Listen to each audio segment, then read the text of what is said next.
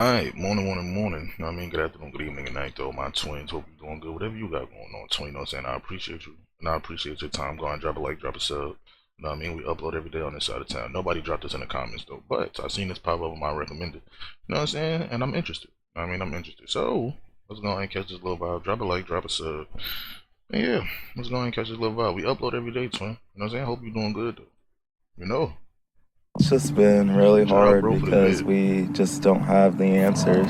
A grandmother killed on her front porch, a beating at a metro. Whoa. It's just been really hard because we just don't have the answers. A grandmother killed on her front porch, a beating at a metro jail, and a missing persons case. 2017 Walker, already locked up for murder, allegedly ordered a hit on Joseph Flaherty. Welcome back to another episode of Hood 187. In today's video, we're diving into the story of J-Dog. Joseph Flaherty, also known as J-Dog, was part of a gang called the 87 North Highlands Piru Bloods. This gang came from two other gangs from California, called Lime Hood and 456 Piru. Sometime between the 80s and 90s, a man named D'Angelo Long moved from Chicago to the North Highlands. He started a gang at school, called the City Boy Gangsters. The City Boy Gangsters were more of a local clique, but maintained strong ties with members of the Bounty Hunter Bloods and Skyline Piru. Later, people from Lime Hood and the islands moved into the area. This changed everything. Some stayed with the City Boy Gangsters, but most joined under Lime Hood or the 4-5 Bics. At first, many of the gangs got along with the North Highlands, but then the Islands moved into the area. This changed everything. Some stayed with the City Boy Gangsters, but most joined under Lime Hood or the 4-5 Bics. At first, many of the gangs got along with the North Highlands, but then someone was killed near 87th Street, and after that, the gang started to grow and get more serious. By the 2000s, a man named OG Said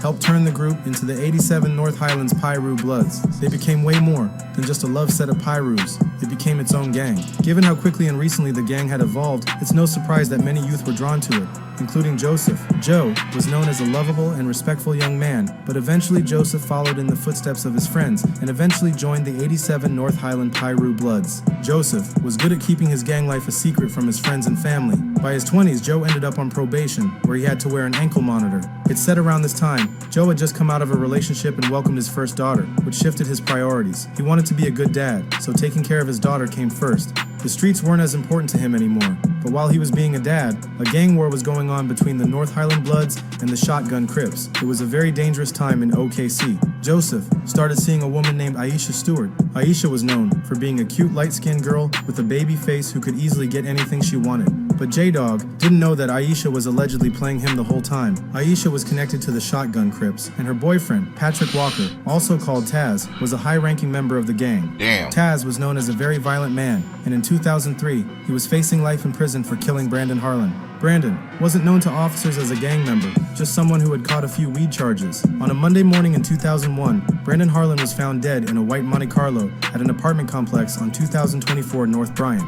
The apartment manager saw the car and called police around 6:20 a.m. Officers arrived and found Brandon inside with someone who had caught a few weed charges. On a Monday morning in 2001, Brandon Harlan was found dead in a white Monte Carlo at an apartment complex on 2024 North Bryant. The apartment manager saw the car and called police around 6:20 a.m. Officers arrived and found Brandon inside with several shotgun wounds to his chest. Damn. Police believe he was shot and likely died sometime overnight, and several people nearby said they heard gunshots. Investigators spoke with witnesses, but no arrests were made that day. Later, in 2003, Patrick Walker was convicted of Brandon's murder. No one really knows if the killing was gang-related, but Taz said he did it to protect himself from Brandon. But the judge didn't believe him, so he was facing a life sentence behind that murder. While Taz was serving his sentence, he had allegedly heard about Alicia being in a relationship with Joseph. This made him really angry.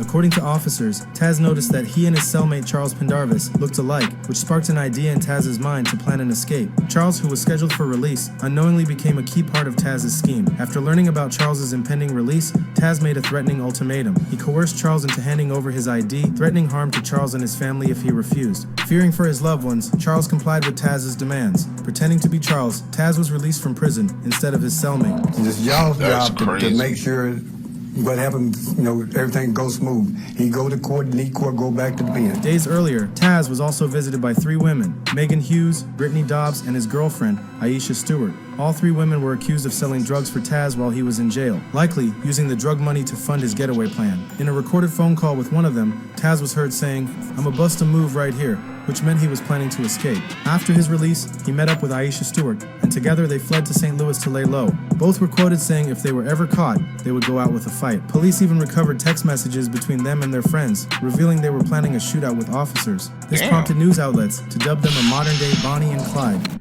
Damn, they was on straight bullshit. They were planning a shootout with officers. This prompted news outlets to dub them a modern-day Bonnie and Clyde. Modern-day Bonnie and Clyde love triangle. Their relationship raised more than a few eyebrows. Aisha was 21 and Taz was 35. People couldn't help but wonder how a convicted murderer and a woman who was only 6 years old when he went to prison end up together on the run. One reason was because they are family. Aisha is his mom's goddaughter. She had known the Walkers for a long time, and when she was a little girl, she stayed in a homeless shelter with her mom. In 2008, she and her two sisters had to live with the Department of Human Services because their mom used drugs and didn't take care of them. After that, she spent most of her time at shelters and lived with her aunt for a bit. Aisha would begin smoking weed at the age of 12, and when she was 14, she lost a baby after her boyfriend hurt her really bad. As a teenager, she got into trouble and allegedly joined the 107 Hoovers. Aisha went by the name Lady NK, standing for Neighborhood Killer. She got this name because of the rivalry between the Hoovers and Rolling 90 Crips. Her connection to Taz didn't really change anything, since the two would have been linked anyway. The love set of the Hoovers is the Shottyverse, which is made up of both Hoovers and Shotgun Crips. Many describe Aisha as childlike, innocent, and sometimes angelic, painting a picture of someone with a troubled past. But the truth was, she was just as ruthless as those she surrounded herself with, and she earned her name for a reason. But 5 days later, on the morning of December 4th, U.S. Deputy Marshals arrested Taz and Aisha without incident at an extended stay motel, catching them unarmed and off guard. But while Taz was locked up, Oklahoma's police department suspected Taz of ordering a hit from behind bars, in connection to the 2017 missing persons case involving Joseph, also known as J-Dog. He was last seen at the Squeaky Clean Car Wash on South Anderson Road in Oklahoma City. Police later discovered his car abandoned at the same location with blood found inside. J-Dog was on federal probation at the time of his disappearance and was required to wear an ankle monitor. His family became concerned when he missed his curfew and could not be reached. His ankle monitor had also been removed. In 2022, Taz, Alicia Stewart, and Jonathan Bledsoe were charged in connection with J-Dog's disappearance and murder. He was doing everything he could to get out of prison, frequently writing letters about the harsh conditions he was subjected to, with some even being sent to local news stations. Letters from jail, only on News 9. Convicted killer Patrick Walker tells a Payne County judge that he's being tortured behind bars. Well, Walker writes a judge to say he isn't getting food, mail, or commissary. The sheriff's office says Walker is being fed but does not get many privileges while he's in isolation.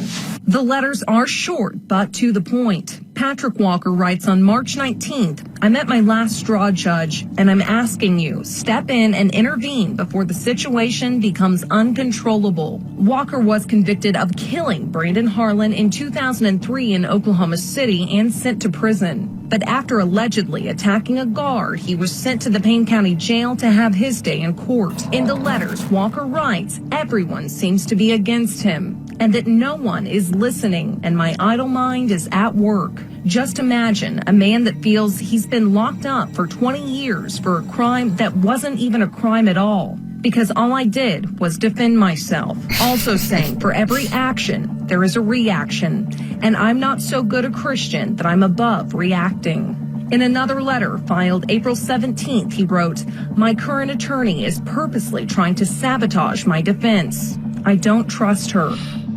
Patrick Walker, also known as Taz, chose to represent himself in several cases as he fought the justice system for his freedom. But during the month of July, his 88-year-old grandma, Velma Walker, was tragically shot and killed while sitting on her front porch on the east side of Oklahoma City. Damn, nigga slid on Granny.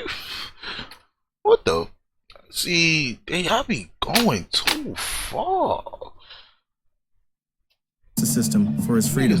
But during the month of July, his 88-year-old grandma, Velma Walker, was tragically shot and killed while sitting on her front porch on the east side of Oklahoma City. Police believe that the shooting occurred around 8 p.m. on the 32nd Hunted block of Northeast 14th Place. Family members discovered her unresponsive. About 30 minutes earlier, another relative's home had been targeted in a drive-by shooting. Police began connecting the incidents. Going at everybody. That's crazy, though. How do you really pull up to a house and you see an old lady and you really say like, yeah, I'm finna really like do that to her? Like, they didn't give no fucks, bro. They gave no fucks. But them as retaliation-style attacks, likely in response to what had happened to J-Dog. More shootings and beatings would occur as the war between the Shotgun Crips and the North Highland Bloods intensified. The Shotgun Crips would also face ongoing beatings from members of the neighborhood Crips while incarcerated. Meanwhile, tensions outside the prison were escalating. Joseph's family, desperate for answers, offered up to $15,000 for any information on his whereabouts, but no one came forward. As investigators worked tirelessly to uncover any leads connecting this case to the murder,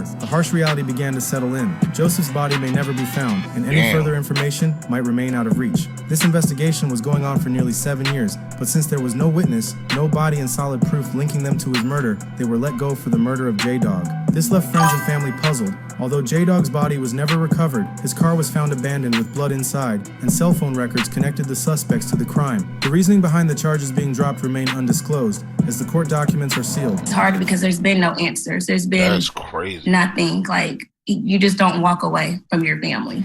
They hope by increasing the reward to $15,000, they'll finally get some answers. And you know that people know, and the fact that they can wake up every day and go on with their normal routine and just live life like this hasn't happened is really just, it's heartbreaking. Who's that?